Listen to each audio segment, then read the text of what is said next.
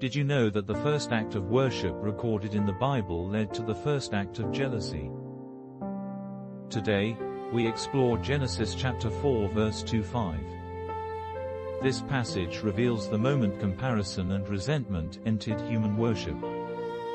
Let's read the verses together. Later she gave birth to his brother Abel.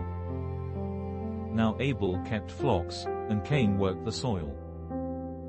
In the course of time Cain brought some of the fruits of the soil as an offering to the Lord.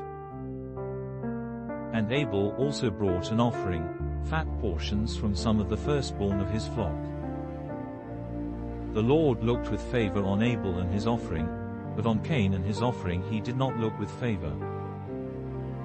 So Cain was very angry, and his face was downcast. This passage shows a significant dynamic in how we approach God. It reveals three profound realities of our hearts. First, the requirement of our best. Abel brought the firstborn and the fat portions, showing a heart fully devoted to God. Second, God examines the heart. He looked with favor not just on the offering, but on the person bringing it. Third, the danger of comparison.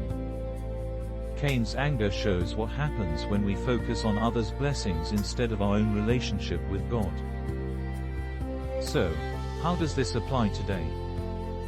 Like Cain, when we see others succeed or feel unappreciated, we often become resentful.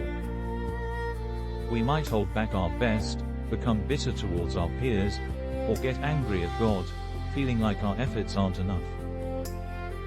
Cain's anger shows the harm in comparing ourselves to others.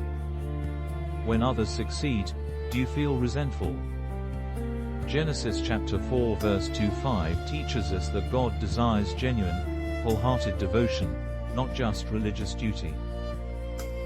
It warns us to guard our hearts against jealousy when God blesses someone else. Think about your own life. Are you bringing God your leftovers or your very best? Instead of comparing your journey to others, are you focusing on your own obedience? Let's take a moment to pray. Lord, forgive us for the times we have approached you with half-hearted devotion or allowed jealousy to take root in our hearts.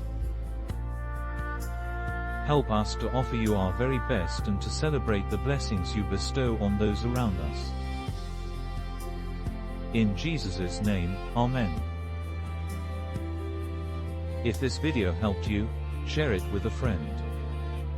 Don't forget to subscribe and like. Join us next time on our biblical journey.